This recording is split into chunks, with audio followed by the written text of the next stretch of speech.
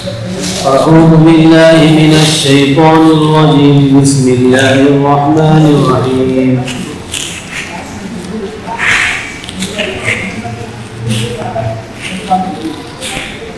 پارہ نمبر 4 سورہ آل عمران کی آیت نمبر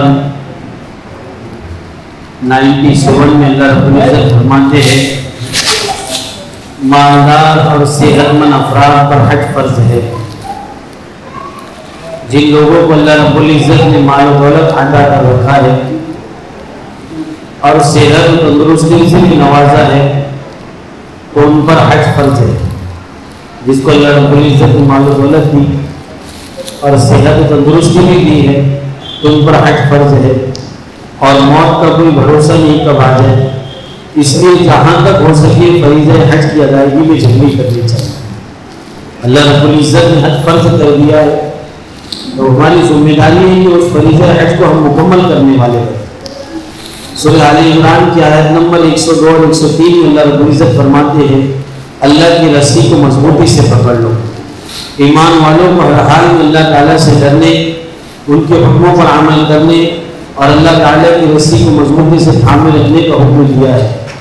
اللہ تعالیٰ کی رسی کو مضبوطی سے تھامنے رکھنے کا مطلب یہ ہے کہ قرآن میں جن چیزوں پر عمل کرنے کا حکم دیا ہے ان کو کرو، اور جن چیزوں سے روکا ہے ان سے رک جاؤ، اور آپس میں اختلاف مت کرو بلکہ مل جل کر رہو۔ ایک مومن اور ایک مسلمان آپس میں بھائی بھائی بن کر رہے، کیونکہ قرآن کریم نے فرمایا انما المؤمنون اخوہ، ایمان والا تو بھائی بھائی نہیں ہے نا۔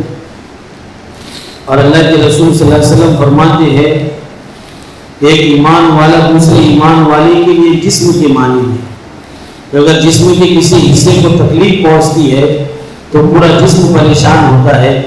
اسی طرح جہاں کئی مسلمان پریشانی کی حالت میں زندگی گزار رہے ہو ایک مسلمان کو تکلیف ہونی چاہیے، کیونکہ ایک مسلمان کی آبرو ریزی، اس کا مال، اس کا خون، مال و دولت جس طرح تابہ حرمت والا ہے، اسی طرح ایک مسلمان کی آبرو ریزی بھی حرمت والی ہے۔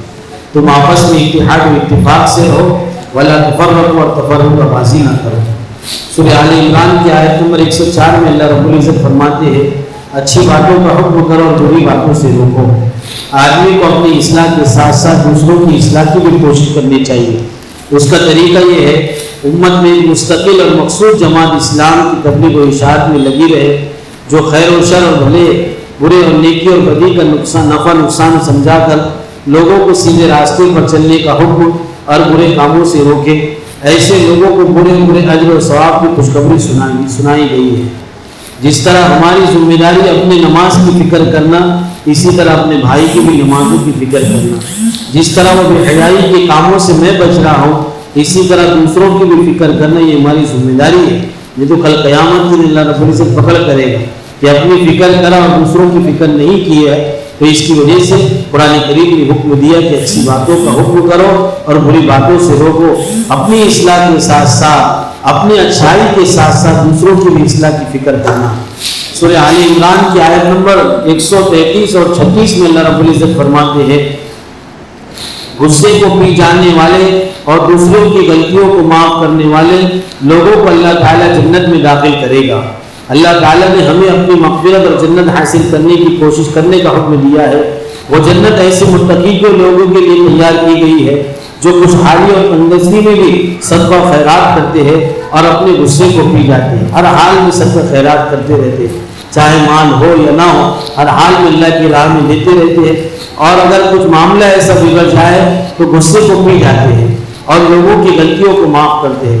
ایک صحابی نے اللہ کے نبی علیہ السلام کو پوچھا کہ اللہ کے نبی سب سے بہتر عمل کون سا ہے؟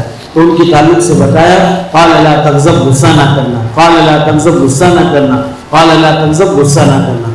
سب سے بڑا مجاہدہ، سب سے بڑا مجاہد آدمی وہی ہے جو اپنے غصے کو قابو میں کر لینا۔ ہاں، یہ انسان غصے کو قابو میں نہیں کر رہا ہے، پہلے بدلہ لے رہا ہے پھر معافی تلافی کر رہا ہے، وہ کام کی بات ہے۔ فوری طور پر ابتدائی وقت میں غصے کو پی لینا یہ اصل ایمان ہے۔ اگر خود سے کوئی گناہ ہو جائے تو اللہ کو یاد کر کے اس گناہ سے توبہ کر لیتے ہیں اور اپنی غلطی پر اڑے نہیں لیتے، ایسے لوگوں کو اپنی مغفرت کے ساتھ جنت میں داخل فرمائے گا۔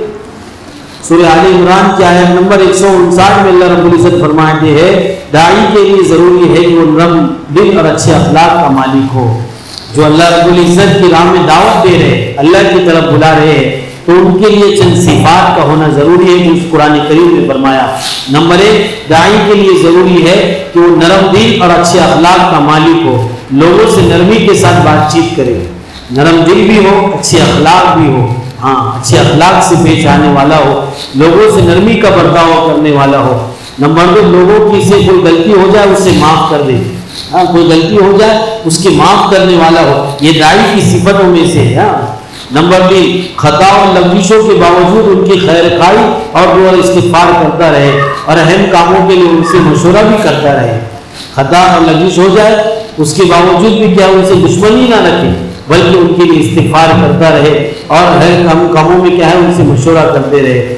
نمبر 4, ہر حال میں اللہ کی ذات پر بھروسہ رکھے. ایک داعی کی ذمہ داری ہے, لوگوں کو دعوت دینے والوں کی ذمہ داری ہے ہر حال میں اللہ کی ذات پر بھروسہ رکھنا کہ ہر چیز کرنے والی ذات اللہ رب العزت کی ذات ہے, وہ اچھے اخلاق کا مالک ہو, کسی کو نہ جھڑکے. ہاں, اسی وجہ سے جب موسیٰ علیہ السلام کے پاس جب موسیٰ علیہ السلام کو اللہ رب العزت نے فرعون کے پاس بھیجا, اذهبا الى فرعون انه طغى, اے فرعون, اے موسیٰ, اے ہارون, جاؤ, فرعون بڑا سرکش ہو چکا ہے, بچوں کو قتل کر رہا ہے, ایمان والوں کو ختم کر رہا ہے, جاؤ ان کو دعوت دو. اب موسیٰ علیہ السلام نے سوچا کہ بھائی میری قوم کو پریشان کر رہا ہے تو آستی چڑھائی ہوگی, تو فوری طور پر اللہ رب العزت نے آیت کریمہ نازل فرمائی, فقولا له قولا لینا لعلہ یتذکر او یخشی, کہ موسیٰ ہارون, آستین چڑھانے کی ضرورت نہیں ہے, نرم بات کرنا, شاید تو نصیحت حاصل کر لے. مفتی شفیع عثمانی رحمۃ اللہ علیہ اس پر ایک بات لکھتے ہیں, اے دعوت کے کام کرنے والوں, اے لوگوں کو ہدایت کی طرف بلانے والوں, تم موسیٰ سے بڑھ کر مبلغ نہیں ہو سکتے, اور جس کو تم دعوت دے رہے ہو فرعون سے بڑھ کر نافرمان نہیں ہو سکتا ہے. نرم بات کرنا, اچھے اخلاق سے پیش آنا, یہ داعی کی صفات میں سے ہے. سورہ آل عمران کی آیت نمبر 161 میں اللہ رب العزت فرماتے ہیں خیانت کرنے والا آخرت میں ذلیل ہوگا کسی بھی چیز میں. وہی منافق کی علامتوں میں سے اللہ کے نبی علیہ السلام نے بیان فرمایا, ایک علامت یہ بھی ہے وہی اؤتمن خان, جب اس کے پاس امانت رکھی جائے وہ خیانت کرتا ہے. وہ خیانت یہ منافق کی علامتوں میں سے ہے. اسی وجہ سے فرماتے اللہ رب العزت خیانت کرنے والا قیامت کے دن خیانت کی ان چیزوں کو لے کر حاضر ہوگا, اس کی وجہ سے ساری مخلوق کے سامنے اس کی ایسی ذلت اور رسوائی ہوگی کہ اس سے بچنے کے لیے وہ جہنم میں جانے کی تمنا کرے گا. ایسی رسوائی ہوگی اس کی خیانت کی وجہ سے. اسی وجہ سے کسی کے مال میں خیانت نہیں کرنا, کسی بھی اعتبار سے خیانت نہیں کرنا, یہ ذمہ داری ہے ہماری. اسی لیے تمام مسلمانوں کو خیانت سے بچنا چاہیے. سورہ آل عمران کی آیت نمبر 180 میں اللہ رب العزت فرماتے ہیں زکوٰۃ نہ دینے والوں کو آخرت میں عذاب ہوگا. جو لوگ بخیلی اور کنجوسی کی وجہ سے اپنے مالوں کی زکوٰۃ ادا نہیں کرتے, قیامت کے دن ان کا مال سانپ بن کر ان کے گلے میں ڈال دیا جائے گا. سانپ بن کر, جس کو اللہ رب العزت نے صاحب نصاب بنایا ہے, 7.5 تولہ سونا اور 52.5 تولہ چاندی, جس کو اللہ رب العزت نے دیا ہے, اور اس کی مقدار کے حساب سے مال و دولت یا کیش ہو یا سامان تجارت ہو, اس پر زکوٰۃ لازم ہو گئی اور اس پر مال پر سال گزر گیا ہو, تو اب ذمہ داری ہے کہ زکوٰۃ کا ادا کرنا. ہاں, زکوٰۃ کا ادا کرنا. اگر جو لوگ صاحب نصاب ہونے کے باوجود بھی زکوٰۃ نہیں ادا کرتے, اللہ رب العزت کل قیامت کے ان کا مال صاف بنا کر ان کے گلے میں ڈال دیا جائے گا, اور قیامت کی ان کے مال کی تکیہ بنا کر ان کے جسم کو ڈالا جائے گا. یہ زکوٰۃ ادا نہیں کرتا تھا, ہے نا. اور تمام مسلمانوں کو آخرت کے عذاب سے ڈرنا چاہیے اور اپنے مالوں کی پوری زکوٰۃ ادا کرنا چاہیے. اللہ رب العزت نے مال و دولت دیا, صاحب نصاب بنایا, تو اس وجہ سے ہماری ذمہ داری ہے کہ مال میں سے 2.5% نکالنا. ہاں, صاحب نصاب ہو گیا, اب ہماری ذمہ داری کہ زکوٰۃ ہم ادا کرنے والے بنے. زکوٰۃ نہیں ادا کرے گا, یکنزون الذهب والفضة ولا ينفقونها في سبيل الله فبشرهم بعذاب أليم. ان کے مالوں کو کیا ہے داغ, ان کے مالوں کو تپایا جائے گا, ان کے کیا ہے پیشانیوں پر دھاپ دیا جائے گا, اور پتہ چل جائے گا کہ یہ زکوٰۃ کے انکار کرنے والے اور زکوٰۃ کے نہ دینے والے ہیں. اسی وجہ سے ہم زکوٰۃ دینے والے بنے. زکوٰۃ دینے سے مال کی کمی نہیں ہوتی, اللہ رب العزت بڑھوتری کو بڑھاتا ہے. سونا چاندی ہے, بیوی کے پاس زیورات ہے, تمام پر زکوٰۃ آئے گی. ہاں, ایسا نہیں کہ بھی ایک مرتبہ زکات دے دیا سال میں دوسری مرتبہ، جب تک وہ سونا رہے گا پاس میں اس وقت تک زکات دینا پڑے گا، جب تک کہ وہ سونا ختم نہ ہو جائے، ہے نا. ایسا نہیں کہ بہت سارے لوگوں کے ذہنوں میں ہوتا ہے ایک سال میں نے دی تھی اب آئندہ میں کہاں سے دوں، اس وجہ سے نہیں. جب تک وہ سونا ختم نہیں ہوگا، چاندی ختم نہیں ہوگا، جب تک زکات کا دینا ضروری اور لازم ہوگا. جن لوگوں کے پاس مال ہوگا ان پر زکات لازم ہوگی. اگر عورتوں کے پاس زیورات ہے اب اس کی زکات ادا کرنا پڑے گا. اگر اس کے شوہر اس کی زکات ادا کر رہا ہے تو شوہر کی ذمہ داری کہ بیوی سے اجازت لینا پڑے گا، پھر اس کے بعد اس کی زکات ادا کرے گا. اس وجہ سے مبارک مہینہ چل رہا ہے، ابتدائی مہینہ ہے، اس وجہ سے ہم جو بھی لوگوں پر زکات واجب ہے غریبوں تک پہنچانے والے بنے، تاکہ جس طرح ہم سحری اچھی کرتے ہیں اسی طرح دوسرے بھی سحری اچھی کرنے والے بنے. افطار ہم اچھی طرح کر رہے ہیں، اسی طرح ان کے پاس مال پہنچ جائے گا، وہ بھی افطار اچھی کرنے والے بنیں گے. اس وجہ سے ہائی ڈپازٹ کے طور پر جو مال و دولت رکھی ہوئی ہماری اس پر بھی زکات آئے گی. ہائی ڈپازٹ وہ الگ مسئلہ ہے کہ جائز ہے یا ناجائز ہے، لیکن زکات اس پر بھی آئے گی کہ ہائی ڈپازٹ کے طور پر رکھا ہے اس پر بھی زکات آئے گی. یا ایک بینک میں پیسے رکھا ہے کہ 15 سال کے لیے 20 سال کے لیے جتنی مال و دولت اس نے رکھا ہے اس پر بھی زکات آئے گی. 1 لاکھ روپے رکھا ہے، اب 1 لاکھ روپے پر کیا ہوگی، چاہے 10 سال اس پر گزر جائے یا کتنے بھی، لیکن وہ 1 لاکھ پر کیا ہوگی، زکات واجب ہو جائے گی اور دینا اس کے لیے ضروری ہوگا. تو مستحقین تک ہم پہنچانے والے بنے. سورہ آل عمران کی آیت نمبر 186 میں اللہ رب العزت فرماتے ہیں مصیبتوں پر صبر کرنا. حق پر چلنے والوں کے لیے ہمیشہ باطل پرستوں سے تکلیف پہنچتی ہے، یہ سلسلہ قیامت تک رہا ہے. اللہ تعالیٰ مسلمانوں کو یہود و نصارہ اور مشرکین کے اظہار رسانی، زبان درازی، بیجا الزامات اور جانی مالی نقصان پر صبر کرنے کی تاکید فرماتا ہے کہ ہر حالت میں مسلمانوں کو صبر کرنا چاہیے. ہر زمانے میں جو بھی حق پر راستوں پر چلنے والا ہے اس پر کیا مصیبتوں کا پہاڑ ٹوٹا، اللہ نے تاکید کی کہ صبر کرنا، اللہ رب العزت تمہارے ساتھ ہے، بلکہ صبر اور تقوی اختیار کرتے رہنا. صبر سے تسلی اور تقوی پرہیزگاری سے اعمال صالحات کی توفیق ملتی ہے، اور صبر کرنا بڑی ہمت کا کام ہے نا. صبر کرنا چاہے کتنے بھی حالات آ جائے، کتنی بھی پریشانی آ جائے، چاہے کھانے ہو یا نہ ہو، ہر حالت میں صبر کرنا، یہ صبر بڑی عبادت ہے. سورہ آل عمران کی آیت نمبر 190 اور 191 میں اللہ رب العزت فرماتے ہیں عقل مندوں کی صفت بیان کی گئی ہے. اللہ تعالیٰ نے عقل مندوں کی صفت بیان کی جب وہ آسمان اور زمین کی پیدائش اور عجیب و غریب حالات اور دن و رات کی مضبوطی کے نظام میں غور کرتے ہیں، بے ساختہ بول اٹھتے ہیں کہ پروردگار تو نے دنیا کو بے مقصد نہیں پیدا کیا. عقل مند کیا ہوتے ہیں کہ دنیا کو تو نے، دنیا کا کوئی بھی ذرہ چاہے چھوٹا سا کیڑا بھی ہو وہ اللہ رب العزت نے بے مقصد کے لیے نہیں پیدا کیا، ہر ایک مقصد کے لیے پیدا کیا اور بھیجا، اس کو پیسہ نہیں کیا. اچھے برے اعمال کا حساب دینا ہے، اس طور سے اٹھتے بیٹھتے اور لیتے ہوئے حال میں اللہ کو یاد کرتے رہے اور جنت کی طرف اور جہنم کے عذاب سے پناہ مانگتے رہے. سورہ نساء کی آیت نمبر 2 میں اللہ رب العزت فرماتے ہیں یتیموں کا حق مت کھاؤ. یتیموں کی سرپرستوں کی 3 ہدایت دی گئی ہے. جن لوگوں یتیم، جو نابالغ بچہ ہے یتیم ہو گیا ہے، اس کے باپ کا انتقال ہو چکا ہے، تو جو لوگ ان کی ذمہ داری کو نبھا رہے ان کو 3 ہدایت دی گئی ہے. نمبر 1، یتیموں کا مال اپنے مال کے ساتھ تجارت وغیرہ میں لگا کر شرکت کے بہانے مت کھاؤ. کیا فرمایا کہ ان کی مال و دولت ہے، نابالغ وہ بچے ہیں، اگر وہ اجازت بھی دے دے تو ان کی اجازت معتبر نہیں ہوگی جب تک کہ وہ بالغ نہ ہو جائے. اسی وجہ سے یتیموں کا مال اپنی تجارت کے بہانے سے اس کو شرکت کر کے ایک بہانے سے مت کھاؤ، بلکہ ان کا حق ان کی حفاظت سے رکھو. نمبر 2، اپنے گھٹیا مال کے عوض یتیموں کا قیمتی مال مت لو، ہے نا.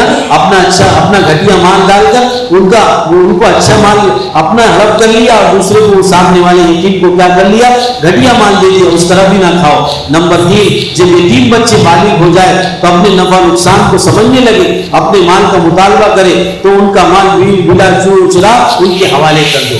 کیا فرمایا کہ جب مال بچہ بالغ ہو جائے تو ان کا نفع نقصان تمام چیزیں اور اپنے مال کا وہ اگر مطالبہ کرے تو بغیر چوچرا کے کیا کرنا ہے، اس کے مال کو پہنچا دینا ہے. اسی وجہ سے قرآن کریم میں فرماتا ہے اللہ رب العزت یتیم بڑی چیز ہے. یتیم اللہ رب العزت نے یتیم کے سر پر ہاتھ رکھنا، اس کی آوازاری کرنا، اس کی سرپرستی کرنا، ہر چیز اس کا احتیاط کرنا، اگر وہ مال و دولت نہیں ہے اس کو اچھی طرح تعلیم دینا، یہ تمام چیزیں ایک یتیم کی، ہر یتیم کی سرپرستی کرنا بڑی اہم ذمہ داری ہے. اسی وجہ سے فرماتے ہیں جو لوگ یتیموں کا مال کھاتے ہیں یا کلون فی بطونہم نارا، اپنے پیٹوں میں جہنم کے انگارے کو بھر رہے ہیں. اسی وجہ سے یتیم کا مال بالکل نہ کھانا. سورہ نساء کی آیت نمبر 11 اور 14 میں اللہ رب العزت فرماتے ہیں ہر قسم کے مال میں میراث کی تقسیم ضروری ہے. یہاں ان آیت کریمہ میں اللہ رب العزت نے فرمایا میراث کی تقسیم، جو مال و دولت، جو پراپرٹی باپ نے چھوڑ کر مرا ہے اس کی ذمہ داری ہے کہ اس کو کیا ہے پہنچانا ہے نا. جس طرح بھائیوں کا حق ہے اسی طرح بہنوں کا بھی حق ہے. اللہ رب العزت نے تمام چیزوں کو بیان فرما دیا اور فرمایا کہ چاہے مرد ہو یا عورت ہو ہر ایک کو دینا کی ذمہ داری ہوگی. مما قل منه او كثر، چاہے وہ تھوڑا ہو یا کم ہو یا زیادہ ہو، ہر ایک کی ذمہ داری نصیبا مفروضہ. اور اللہ رب العزت نے ہر ایک حصے متعین کر دیے اپنی عقل نہیں دوڑانے کا، جو قرآن کریم میں لکھا ہوا یوصیکم اللہ فی اولادکم آج پڑھا گیا پورا رکوع اللہ رب العزت نے جس کی تفسیر سے قرآن کریم میں میراث کے مسائل بیان کیے اس میں زیادہ تفسیر سے کسی مسائل کو بیان نہیں کیا. اسی وجہ سے جس طرح بھائی کا حق بنتا ہے اسی طرح بہنوں کا بھی حق دینا ہے، اور چاہے وہ تھوڑا مال ہو. اسی وجہ سے اللہ والوں کے بارے میں آتا وہ کسی عیادت کے لیے گئے، وہ اللہ والوں کی بیمار تھے، بیمار عیادت کرتے کرتے چراغ جل رہا تھا اور اسی حالت میں وہ اللہ والوں کا انتقال ہو گیا. اور جو عیادت کرنے گئے تھے وہ بھی بڑے اللہ والے تھے، تو جیسے ہی انتقال ہو فوری طور پر انہوں نے چراغ کو بجھا دیا اور اپنے پاس کے پیسے لے کر کہا کہ میرے پیسے سے تیل لے کر آؤ پھر یہ چراغ میں ڈالو. پھر دوسرے چراغ کا انتظام کیا گیا، پھر چراغ کو جلایا گیا. لوگوں نے پریشان ہوئے کہ بھائی اچھا چراغ جل رہا تھا انہوں نے کیوں تبدیل کیا؟ تو اللہ والوں سے پوچھا گیا کہ اس طرح کیوں کیا؟ تو انہوں نے کہا کہ جب تک یہ آدمی زندہ تھا، یہ اللہ والے زندہ تھے، یہ چراغ پر ان کی ملکیت تھی، اور جیسے ان کا انتقال ہو گیا یہ ملکیت مشترکہ ہو گئی، بھائیوں کی بھی ہو گئی، بہنوں کی بھی ہو گئی، رشتے داروں کی بھی ہو گئی، جن کا حق بنتا ہے وہ تمام کا حق ہو گیا. اب اگر میں ان کو استعمال کروں گا تو یہ کیا ہے چراغ کا استعمال کرنا میرے لیے حرام ہوگا اور مجھے نہیں معلوم کہ کیسا معاملہ ہے نا. کتنی باریک چیز ہے. آج ہم دیکھیں کہ کسی کا انتقال ہو رہا ہے تو بڑے پکوان کھلا رہے ہیں باپ کی مال و دولت میں سے، جب تک کیا اس سے تقسیم نہیں ہوگی اس وقت تک اس کی وجہ سے ذرہ برابر بھی لینا جائز نہیں ہوگا. اسی وجہ سے علماء فرماتے ہیں کہ مرنے والا مر گیا تو اس کی سب سے پہلے قرض کو نکالا جائے گا، پھر اس کے تجہیز تفریح میں اس کی مال و دولت تقسیم کی جائے گی. پھر فرماتے ہیں کہ بھی اس کے مال میں سے جو اوپر کی چادر ہوتی ہے نیلی اور پیلی جو قسم کی چادر ہم ڈالتے ہیں، بہت ساری چادریں ہم ڈالتے ہیں، ہری چادر ہو یا کوئی بھی چادر ہو، تو اس کو اس کے مرنے والے کے مال میں سے اس کے جنازے کے اوپر ڈالنا جائز نہیں ہوگا. کیوں کہ بھی کفن صرف اس کے بدن کو لگے گا اور اوپر کا حصہ کفن میں نہیں ہے کفن نہیں ہے. اسی وجہ سے مرنے والے کے مال میں سے اس میں بھی خرچہ نہیں کیا جائے گا. دعوتوں میں ہم خرچہ کرتے اس میں بھی خرچہ کرنا نہیں جائز ہوگا. یہاں تک کہ جو برتن ہوتے ہیں، بہت ساری چیزیں ہوتی ہیں، کپڑے لتے ہوتے ہیں، تمام لوگوں کی اجازت کے بغیر، تمام لوگوں پر میراث تقسیم کیے بغیر تمام کی کیا ہوگی اجازت کے بغیر اس کو تقسیم کرنا جائز نہیں ہوگا کسی ایک بھائی کے لیے، کسی بہن کے لیے. بلکہ مال جب تقسیم ہوگا جب تمہارے پاس آ گیا، جب تمہارے کتنی خیر خائی اور سخاوت کرنا ہے کرتے بیٹھو. لیکن جب تک مال تقسیم نہیں ہوگا تو بالکل اجازت نہیں ہوگی. جو مال مرنے والے کے مال سے مرنے کے بعد کھا رہے تو کھانا بھی جائز نہیں ہوگا، حرام ہوگا. جو کھا رہے اپنے بڑا اچھے بڑے بیٹھ کر ہم کھاتے ہیں، بڑا پیٹ بھرتے ہیں، حالانکہ کیا ہوگا وہ جائز نہیں ہوگا، بلکہ کیا اس سے بچنا چاہیے. ہر حال میں اس کو دینا چاہیے. خلاف ورزی کرنے والا اس کو جہنم میں داخل ہوگا. سورہ نساء کی آیت نمبر 24 میں اللہ رب العزت فرماتے ہیں بیویوں کا مہر خوش دلی سے ادا کرو. بیویوں کا مہر خود دلی سے ادا کرو. اللہ رب العزت نے نکاح کا موقع دیا، نکاح ہو گیا تو اب ذمہ داری ہے کہ بیویوں کا مہر ادا کرنے والے بنے. وَآتُوا النِّسَاءَ صَدُقَاتِهِنَّ نِحْلًا، کیا فرمایا کہ بیویوں کا مہر تم ادا کرو. یہ ادا کرنا واجب ہے. ہاں ہے نا. آج بہت ساری مرتبہ شان بدلانے کے لیے، بہت ساری چیزیں کرنے کے لیے لاکھوں روپے مہر کے اعلان کرتا ہے اور ساری زندگی اس کو نہیں دیتا ہے. حالانکہ مہر کا ادا کرنا واجب اور ضروری ہے. اسی وجہ سے علماء مسئلہ بیان فرماتے ہیں اور شوہر بھی اس طرح مسئلہ کرتا ہے. اسی وجہ سے ہماری ذمہ داری ہے کہ بیویوں کا مہر ہم ادا کرنے والے بنے. اگر اسی حالت میں موت ہو گئی تو یاد رکھو ذمہ داری ہے کہ اس کے میراث کے مال میں سے اس کو دینا پڑے گا. اگر نہیں دیا تو اس کی پکڑ کا ذریعہ بن جائے گا. اسی وجہ سے فرماتے ہیں کہ اگر کوئی عورت، کوئی بیوی اپنے شوہر کا مہر معاف کر دے دیکھا تو اگر یہ دینے والا تو نہیں ہے لیکن دے معاف کر دیا تو بالکل بھی کسی بھی حالت میں معاف نہیں ہوگا، کیونکہ اس نے یہ معافی کیوں کی؟ شرمندگی کی وجہ سے کی کہ اگر دینے والا نہیں، اگر میں مانگوں گی تو نہیں بھی دینے والا ہے تو اس کی وجہ سے بالکل معاف نہیں ہوگا۔ جو عورتیں شرم و حیا کی وجہ سے اپنا مہر معاف کر دیتی ہے اس معافی کا کوئی اعتبار نہیں ہے، یہ معافی شرم کی وجہ سے ہے، کوئی دلی سے نہیں ہے۔ ساری زندگی بیوی کے ساتھ رہا، سب کچھ ہوا، لیکن کیا ہوا؟ بیوی کا مہر ادا نہیں کیا۔ اس وجہ سے ہماری ذمہ داری ہے ہم بیویوں کے مہر کو ادا کرنے والے بنے۔ جیسی نکاح ہو گیا اس کے حساب سے جتنی طاقت ہے، جتنی استعداد ہے، اللہ رب العزت نے 10 درہم کے حساب سے جتنا بھی ہوگا، آج کے زمانے سے 5000 4000 جتنا بھی ہوگا اس کے حساب سے جتنے زیادہ نہ مہر کر کے نقد ہم دینے والے بنے، ہم فوری طور پر اس کو دینے والے بنے۔ اسی وجہ سے مہر میں زیادتی کمی بیشی کرنا، جس نے بھی مہر ابھی تک ادا نہیں کیا اس کو ہم دینے والے بنے، تاکہ ہمارا حق جو ہے، انسان کی موت کا بھروسہ نہیں، کم موت آ جائے، ہے نا۔ اولاد بھی اتنی اچھی نہیں نکلتی کہ بھی کیا ہے اپنے باپ کی طرف سے ہم ادا کرنے والے بنے۔ اس وجہ سے کیا ہے ہماری ذمہ داری ہے کہ بھی کیا ہے ہم ادا کرنے والے بنے، بیویوں کا حق دینے والے بنے، یہ ان کی ذمہ داری ہے۔ اگر وہ مانگے بھی تو اس کو دینا کی ہم ذمہ داری ہے۔ اسی وجہ سے اللہ رب العزت ہمیں شریعت کے حق کو سمجھنے کی توفیق عطا فرمائے اور قرآن کریم کی باتوں پر عمل کرنے کی توفیق عطا فرمائے۔